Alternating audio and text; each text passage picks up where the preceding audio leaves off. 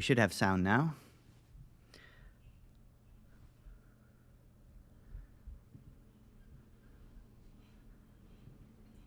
All right, looks like we're good to go. So good evening, everyone. I'm Zen Master Sebastian Rizzon, founder of the Zen Art Center and the Mind Light Way School of Zen. I lead these guided meditations on the first Thursday of every month at 7 p.m., and I also hold a Dharma talk and group meditation on the third Thursday of every month at 7 p.m. You can also find these streamed live or anytime after on the Zen Art Center YouTube channel. And before starting this school, I lived in a Buddhist temple for 16 years, and I became a Zen master under my teacher, great Zen Master Changsi Kim. The lessons and techniques I'll be teaching tonight are all drawing from my experiences studying and teaching Zen for over 20 years now. In the last Dharma talk I gave, I mentioned a famous story about a Zen master named Baizhang, and it was the story of Baizhang and the fox. But today I'm going to talk a little bit more about Baizhang's legacy as part of this guided meditation. Baizhang was a prominent Zen master during the China's Tang Dynasty, and he was known for, even in his advanced age, participating in the daily manual labor, working in the fields alongside his students. Baizhang embodied Zen teaching, and there's a deep symbolism in his life that shouldn't be overlooked. Today's class is inspired by Baizhang's story of working in the fields every day, and I'll be using a metaphor about cultivation to guide us through these meditations. What can we learn from Baizhang's story? What was he trying to teach us working in the fields late into his life and refusing to take a day off? Zen teaching is supposed to point us to the foundation of our being. In Zen, we call the foundation of our being the mind. What can we learn from Baizhang's story that teaches us about our mind? What is the mind? In Zen practice, we call these types of questions koans. Koans are the seeds that we plant in our mind. Today's guided meditation is about cultivating seeds in our mind. Before we start the meditation, I ask you to plant this seed. Ask yourself, what is the foundation of your being? What is the mind? With that said, let's move into the meditations. When we sit for the meditations, we're just going to have your legs crossed. Try to keep your neck and back straight. Try not to slouch. You can have your right hand, left hand, on your left hand touching thumbs, centered in your lap. If you get uncomfortable in any of these positions, feel free to modify them. If you are uncomfortable during a meditation, you can stretch out or stand up. Just try to be mindful of the people meditating around you. And we'll start today by using a breathing technique that can help you relax and reset yourself and prepare yourself for meditation. So I just want you to start by breathing a little bit slower and a little bit deeper than you usually do.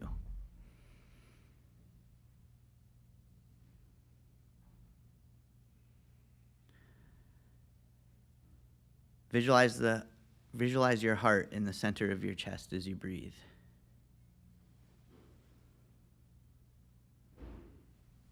As you listen to me, I want you to keep slowing down your breath and breathe a little bit deeper.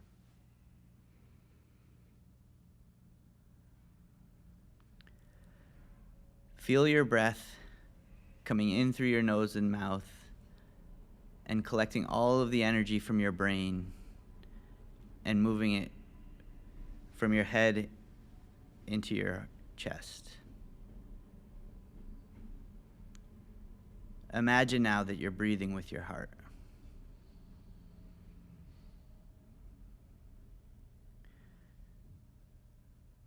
The purpose of this exercise is to try to align your mind, heart, and body.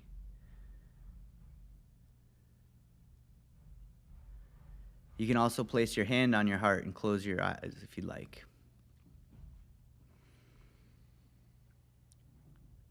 Just keep breathing slower and deeper.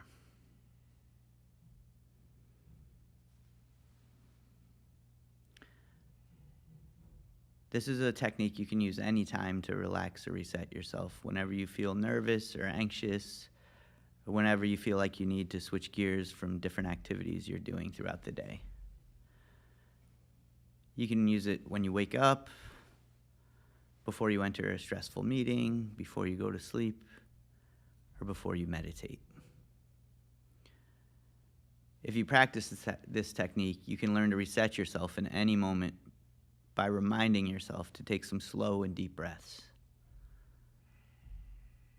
Now let's just practice this together for a couple of minutes.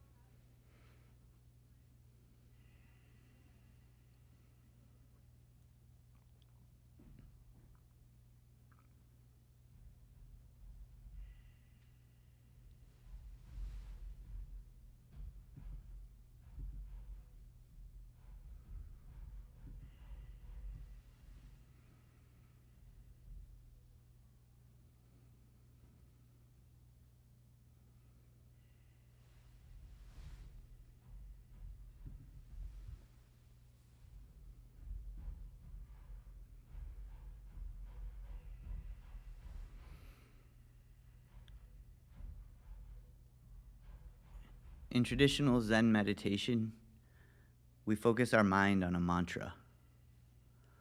Mantra is a Sanskrit word that can be translated to mean a tool for reflection.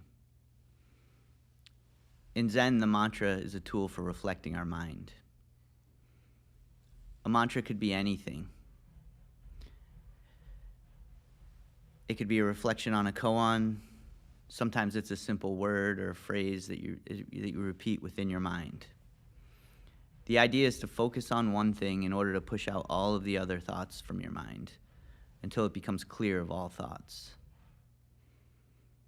When your mind is focused in every moment, your awareness reflects the true nature of everything.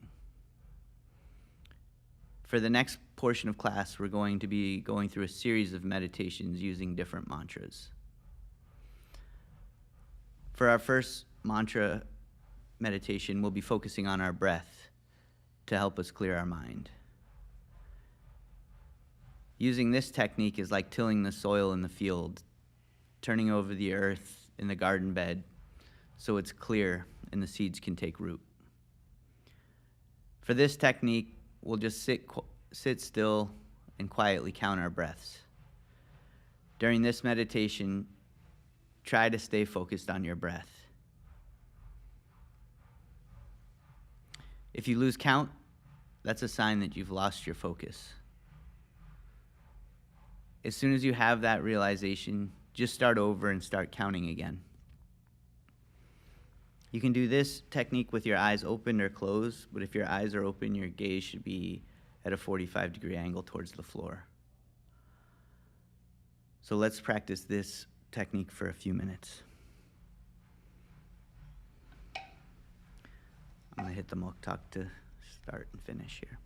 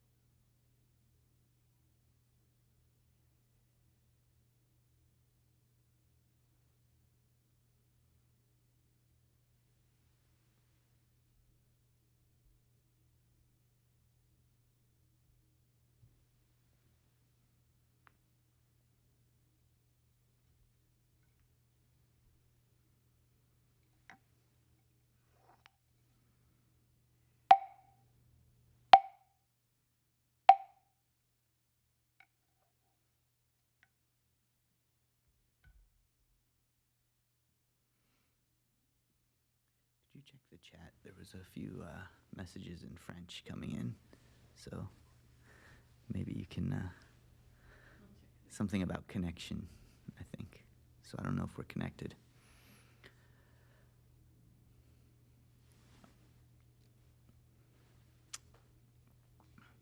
So in the next meditation, we're going to be using sound as our mantra.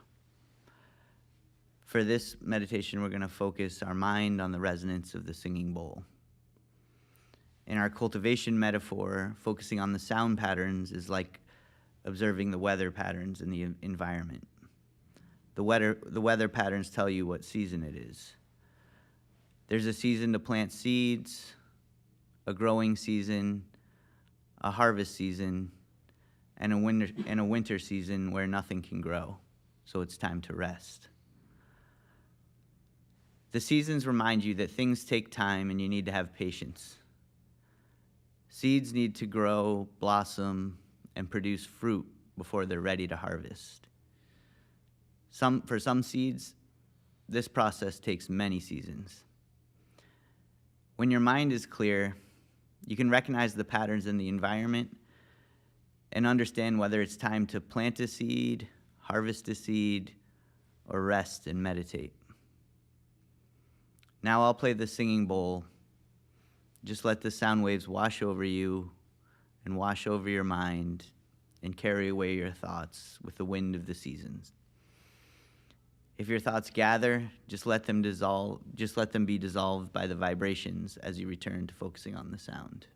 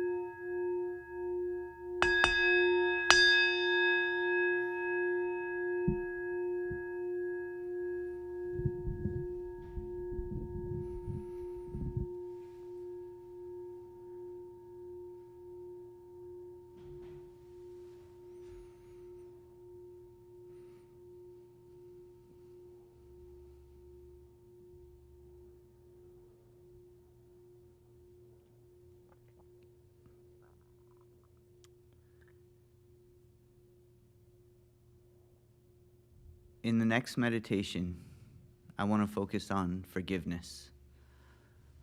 This can be a really difficult one.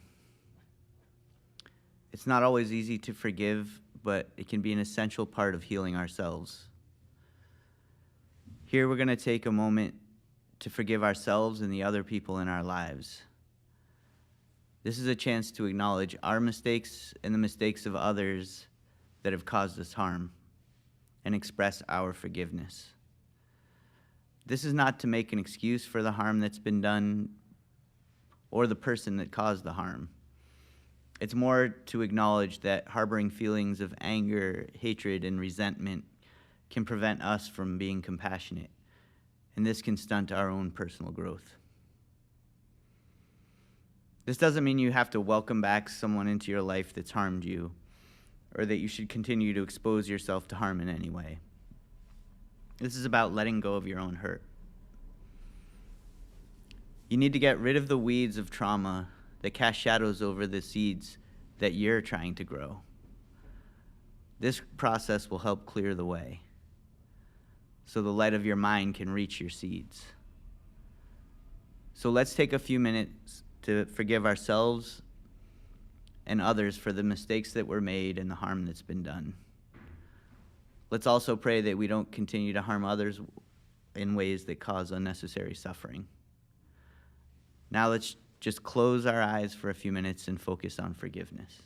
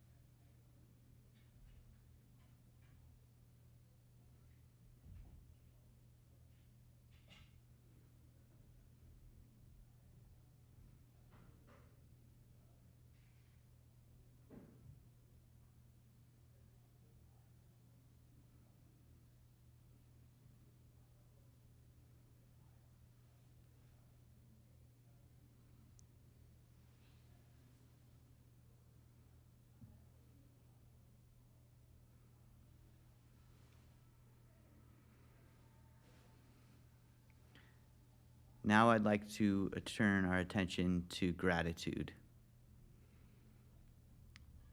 This is a recognition of what you have and an acknowledgement of your appreciation. Gratitude sends a message to your mind that the conditions are right to grow more fruit. This creates the fertile ground that allows the seeds in your mind to grow and blossom. For this meditation, we'll take a few minutes to remind ourselves of the reasons that we have to be grateful and give thanks within our mind. I always like to remind myself to be thankful for my health, my family, my friends, and my teachers. The things you're thankful for could be very general or very specific. That's up to you. No matter how bad things get in my life, I always like to remind myself that I still have plenty to be thankful for. This helps me keep a positive perspective and outlook in every circumstance. Now I want you to close your eyes for a few minutes and think about the things in your life that you're thankful and grateful for. If you can't think of a long list of things to be thankful for right now, that's okay. You can just repeat a few things that you're thankful for as if they're your mantra.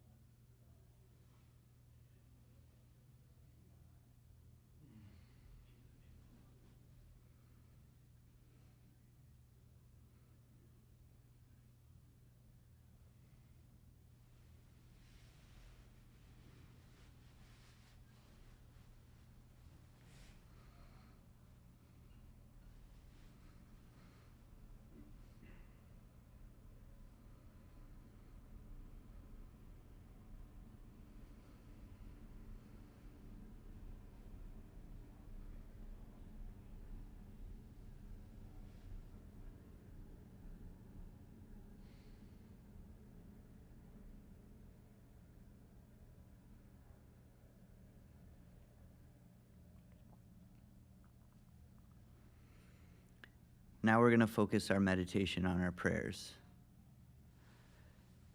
These are the seeds that you put in your mind that you want to cultivate. It's up to you to choose what seeds you want to plant. You could pray for yourself, the world, and the universe. I usually pray for good health, happiness, and success in my endeavors. I also pray for the good health and good fortune of my family, friends, teachers, and enlightenment for everyone in the world. You can pray for a friend or a family member who's sick. You can pray for peace and harmony in the world. You can pray for anything you want.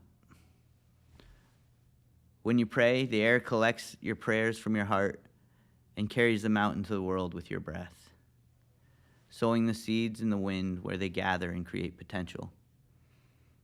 The more you pray, the more potential you create. So let's take a few minutes to focus on our prayers.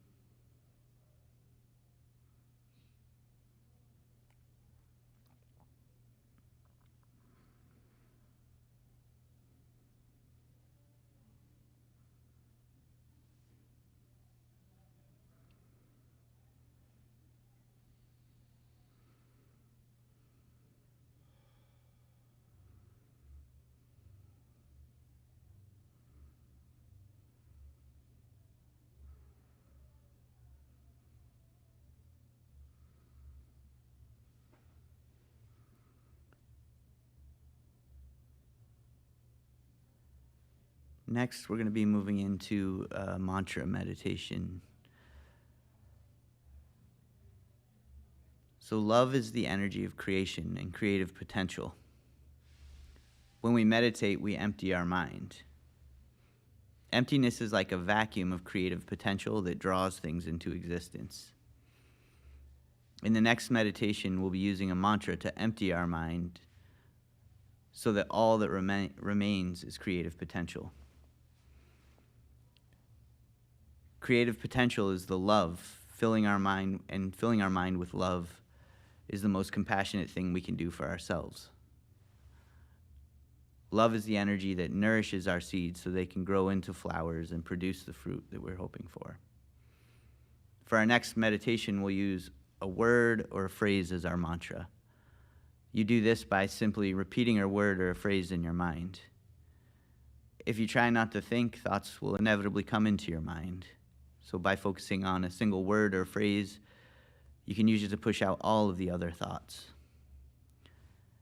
When you meditate on a mantra, Try to let go of your feelings, opinions, and desire.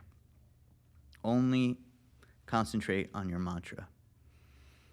If any thought comes into your mind, let it pass and return to focusing on your mantra.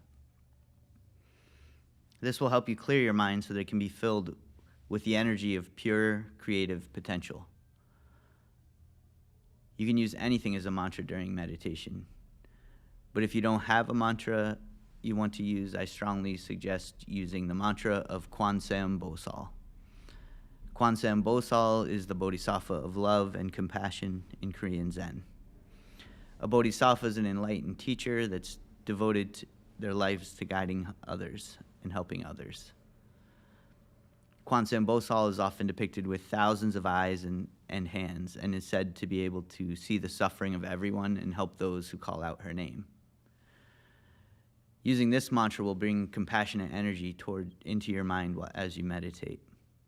Drawing this compassionate energy into your mind will help you focus and clear out your mind while you meditate. This compassionate energy is like giving water to your seeds.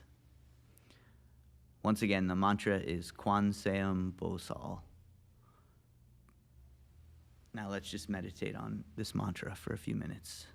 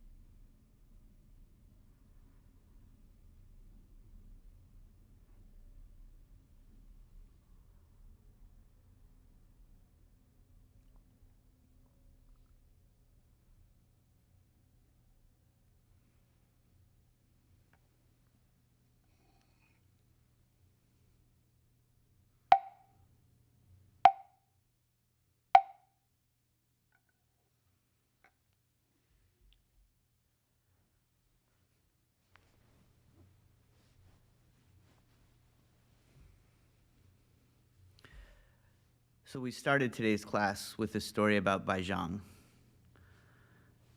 By working in the fields consistently every day well into his advanced age, he was setting an example for his students every day on how to cultivate seeds.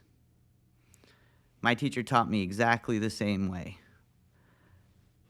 by constantly working around the temple and demonstrating for his students how you bring your seeds into fruition.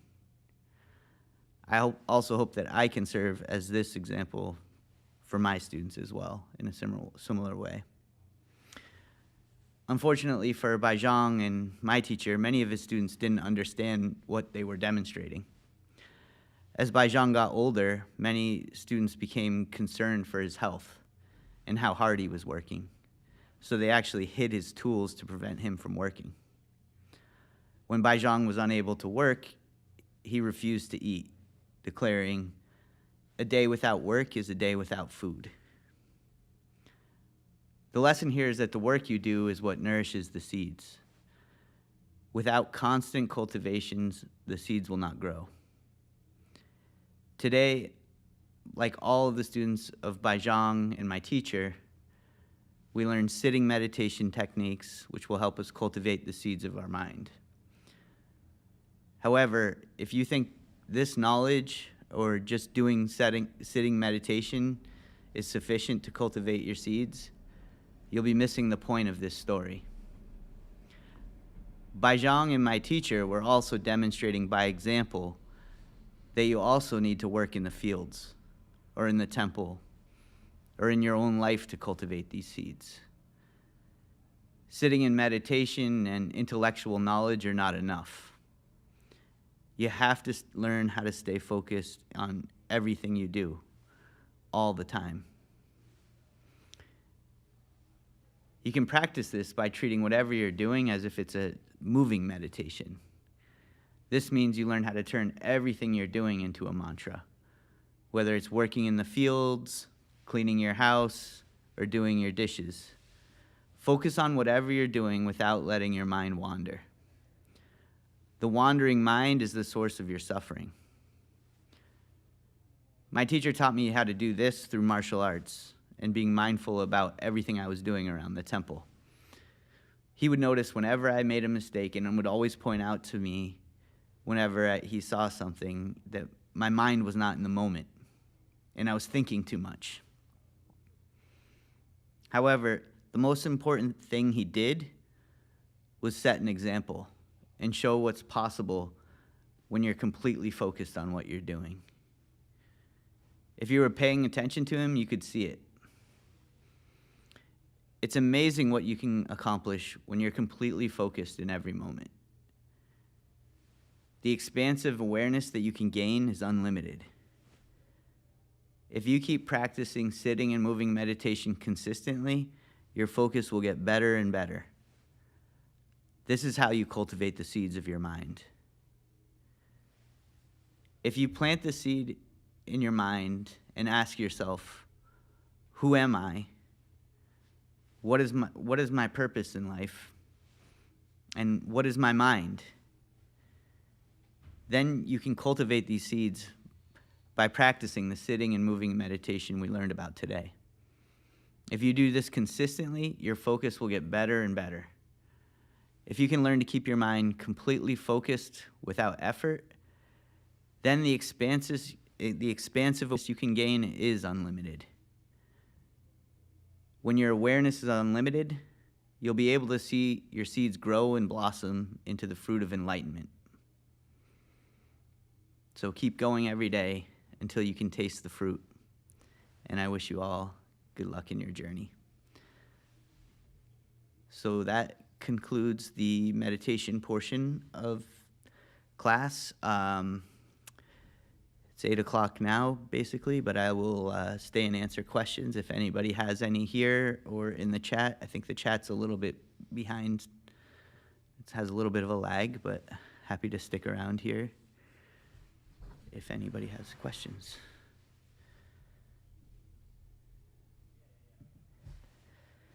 Anything on your mind? You're new. Feel free. Is there a difference? Like, I don't know specifically Zen itself, but is that like a subset of Buddhism, or is that Yeah. just a separate philosophy? Yeah, it's a subset of Buddhism. I think there's all different types of sects of Buddhism. Um, they all emphasize different parts of the teaching of Buddha, basically. But Zen is supposed to be teaching, using the teachings of Buddha and applying them to your life. So it's very much based on practical application. That's why I was saying all of these examples of, these practical examples of people just doing things and setting an example rather than teaching and telling you about a specific set of rules you have to follow. It's more about clearing your mind, understanding what's at the foundation of your being through that mind clearing process, and using that to understand all of the rules of nature. So in that sense, when you reach that state, you don't need to be told, oh, do this, don't do that. It's just very clear in each moment what you're supposed to do. And it does end up in the same place as all of the other types of Buddhism. I actually think a lot of religions are trying to point you to the same place. So that they just have different points of emphasis. Some types of Buddhism say you have to do this, this, and this, and then you attain enlightenment. Zen is just saying, Zen literally means, it's based off a Sanskrit word, dhyana or jhana in Pali, which means complete, uninterrupted focus in every moment, and effortless focus. And that clears your mind, and then all of the rules that all of these people are trying to say through the different Buddhism and religion, it all just kind of makes sense at that point.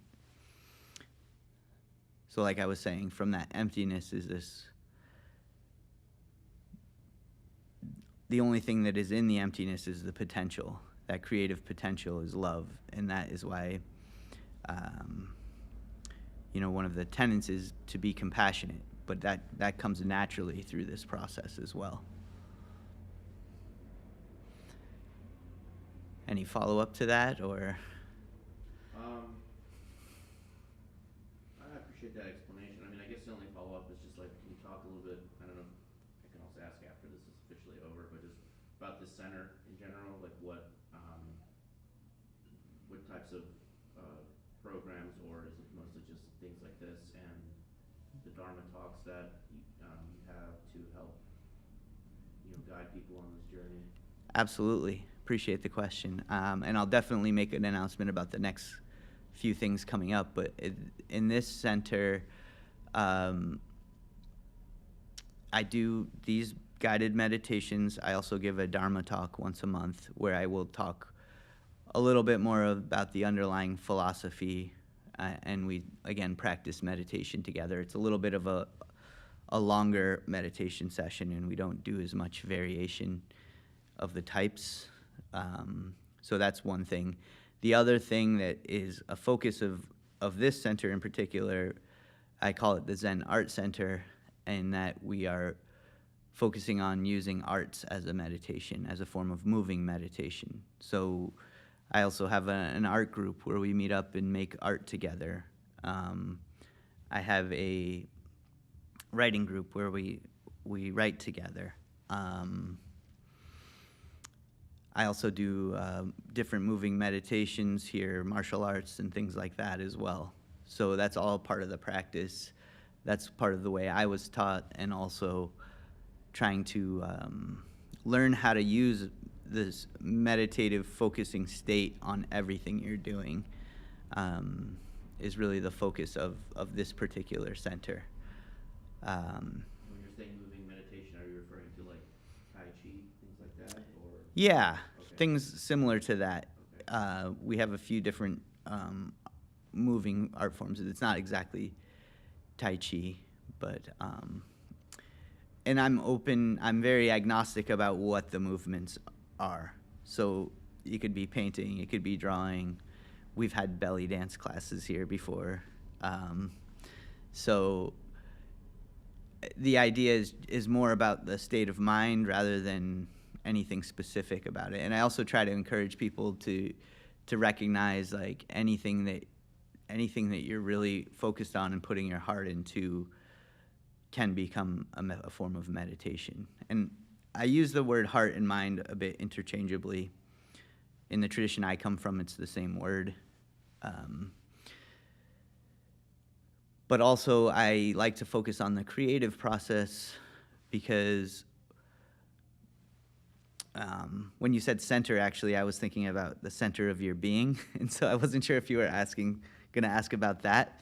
But it did make me think about, the center of your being, the foundation of your being.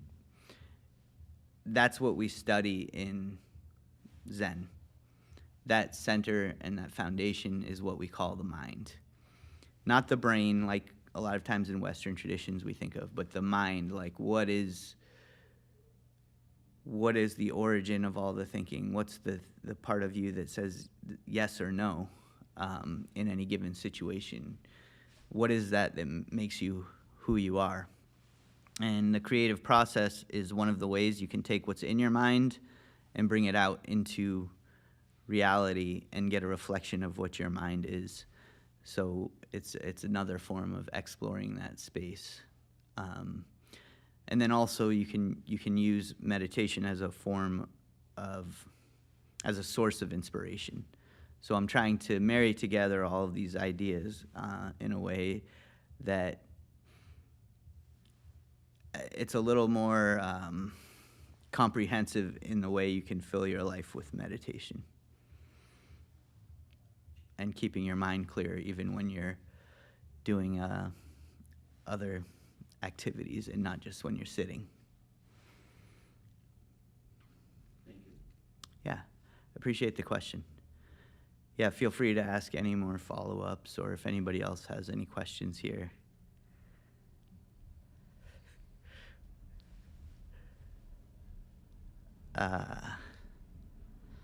The belly dancing cracked people up in the chat here.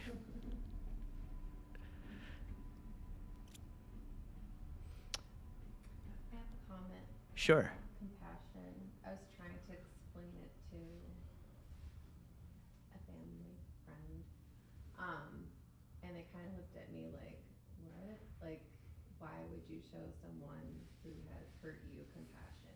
Like, why would that be something your go-to?" And they just like looked at me with like 10 heads, like I was a crazy person. But I was just like, just try it. But how would you respond to someone who's just like that just can't even like comprehend it? Yeah, so I'm gonna just say that in case people didn't hear it on the microphone. But how would you respond to someone who says, "How can you show compassion to someone who's hurt you?" And I have one more thing to say. And she was like, "I'm showing compassion by not doing something." I was like, "But you actually, I think showing compassion is actually doing something about." Okay, and then the question was about is not doing something compassionate, Right. or does it require that you do something? Yeah. So let me start here with why would you be compassionate to someone who hurt you?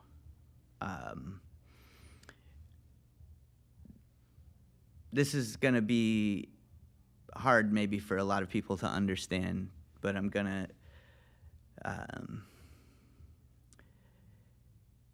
try and explain it in terms that hopefully we can get to a place that makes sense.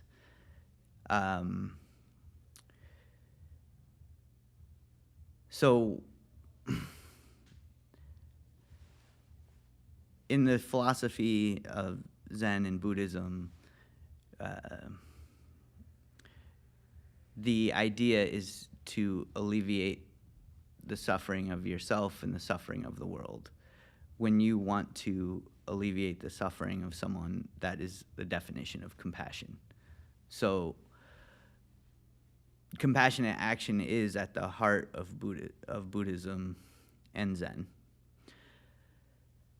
If someone has hurt you,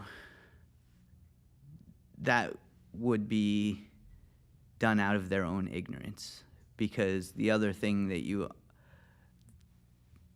you're taught, but also that you will understand through your meditation or just from making practical observations of our reality, is that we're all connected. We're all interconnected.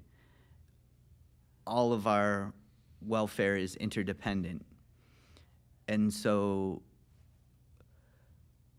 by hurting other people, you're in some way hurting part of yourself and causing suffering. And that inevitably comes back and causes you suffering in some way. So the only reason you would do that, if you have a wider perspective than just your interpersonal reaction, the only reason you would do that is out of your own ignorance. And ignorance is a cause of suffering. And so one of the ways we would try to help people in that situation is make them aware of their ignorance and how they're hurting you, how they're hurting themselves, and how they're increasing the suffering in the world. And how there's always another option of trying to help other people and alleviate their suffering. When I say compassion, I mean alleviating their suffering. So that is probably how I would explain it in very general terms. If it was a more specific thing where I knew all of the details of the situation, I could probably show the ways that was happening in their interaction. But in very general terms, that's what I would say. And the second question was, is doing something or not doing something compassionate? Can not doing something still be compassionate? I think in either way, you're making a choice. Sometimes I think doing something can make the situation worse, potentially, if you don't choose your actions wisely. And even if you do, sometimes people are just not receptive to help. And it might just cause additional suffering and cause your own self more suffering from trying to do something. So I think either, trying to do something can be helpful. Not trying to do something sometimes is the right move. How do you know what to do, though? Life is complicated. How do you know what the right thing to do is, right? I can't give you a cookie cutter answer that works for everything. The best thing I would suggest is what Zen also teaches, is just try to keep your mind clear so you can understand the situation more comprehensively and then understand what the right action to take is in every moment. And then also in that process, try to keep love in your heart for everyone, even the people who are ignorant and causing suffering, and try to be compassionate when you act.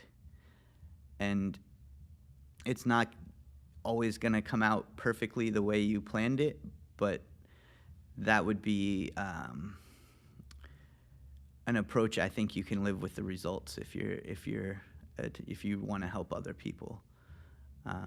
If you're trying to keep your mind clear, trying to help, and keeping love in your heart for everyone. So you don't have to show the love, you just have to keep it in your heart. Yeah, I think it will come through. If your mind is clear and you keep the love in your heart, it will come through your actions. Maybe more clearly than, words. I think sometimes even so, like the words, if you say them and there's not the meaning and the intention and the feeling behind it, it sounds hollow, right? So I think in some ways, I think what's internal is more important. And then trying to, have your actions reflect what's inside of you.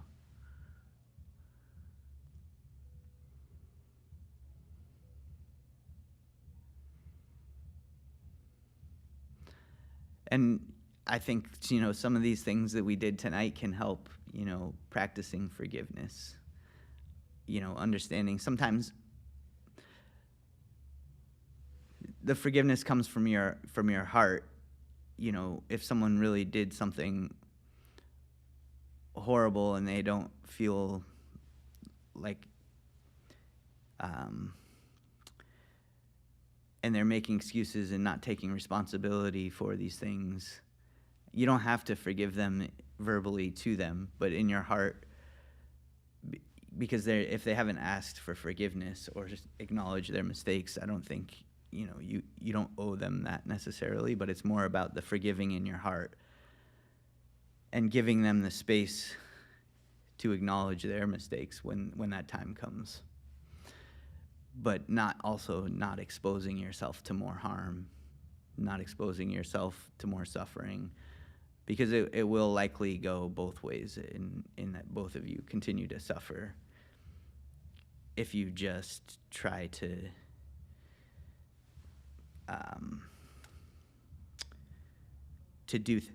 do things that aren't sincere.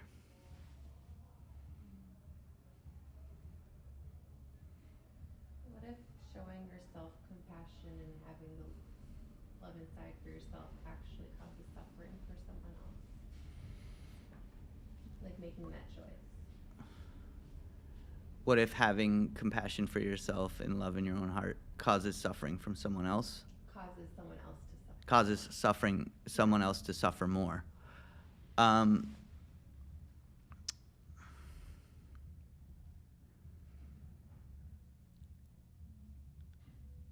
I think that if you are being compassionate to yourself, acting with love, having love in your own heart, and not intentionally trying to increase the suffering of someone else, that's as much as you can do.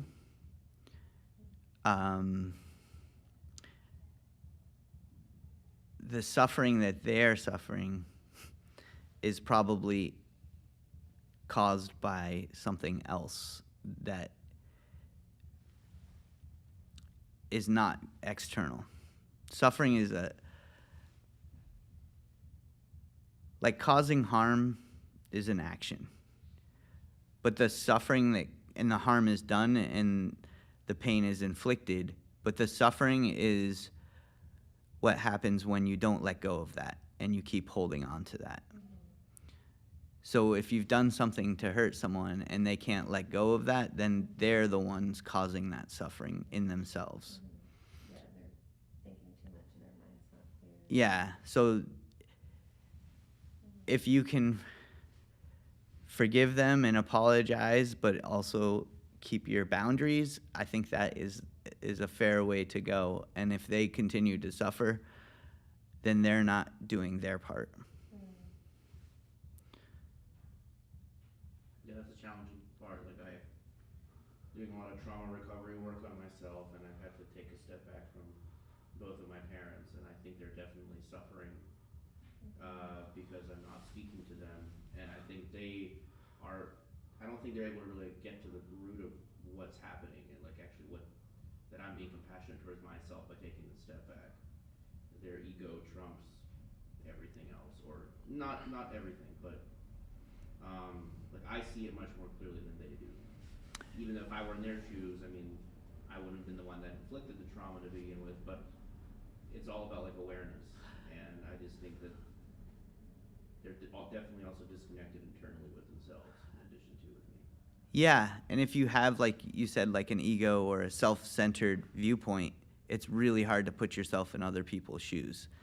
And that is where most of the excess suffering comes from, is when you're way too centered in yourself. And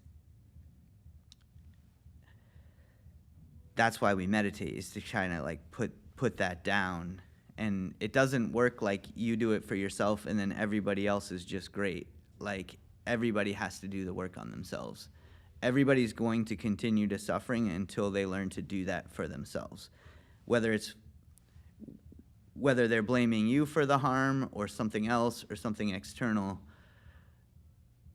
that's not where the sources of the suffering is. The source of the suffering is internal. and clinging to things, clinging to your ego, clinging to your egocentric view that you're the center and your feelings matter the most. It's a shared world. It's a shared experience. We all have part in that, and we all have to take responsibility for our part.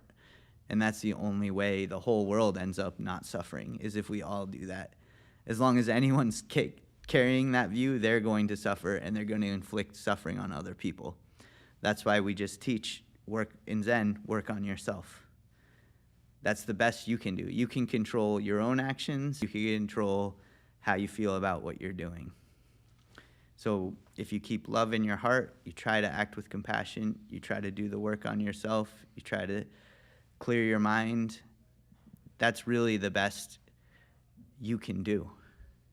And you can still try and help, and I'm certain, nobody's perfect, everybody makes mistakes, but if your intentions are in the right place, I think that is really the only way you can protect yourself.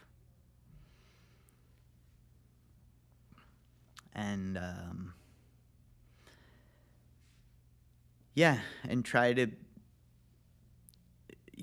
understand that probably most of the pain these people are causing is really out of their own ignorance. Even if sometimes it feels malicious or whatever, I think it's really just the root cause of all this is ignorance. Like, they're not understanding the bigger picture. And that's a tough thing. Like, there's no cure for that other than working on yourself and trying to see through that, and trying to educate yourself and do things, and observe things and put yourself in other people's shoes. Because if you can't see things from other people's point of view, you're ignorant of what their positions are. So that's, for me, when I frame it like that, it helps me be much more compassionate. That I'm not like, oh, this guy's just a jerk, or this person's just a jerk, or they're malicious. It's just like they're ignorant. They can't even help themselves. So I can try to help, but there's going to be limitations unless they start doing this type of work on themselves, where they're just trying to put down their opinions, put down their desires, put down their ego, clear their mind of their thoughts. And the more you can kind of clear that down,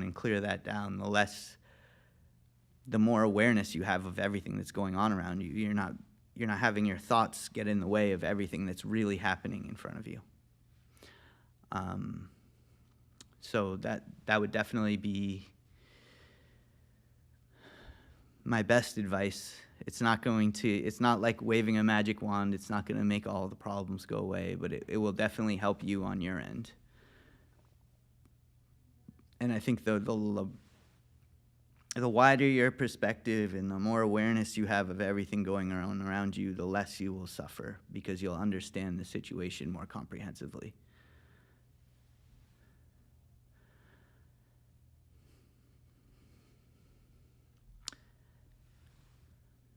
We had a comment from Becky here that she said detachment, thumbs up. I don't know. I don't tend to use the word detachment because I feel like that kind of sometimes implies you don't care. I like letting go or non-attachment as that you still can care. You're just not attached. If I say I'm detached, it kind of implies that I don't care. Like, I'm detaching from the situation. That's a bit of a semantic thing. Really the internal feeling is more important than the words you choose. But sometimes, when I'm teaching, I don't want people to misunderstand what I'm saying.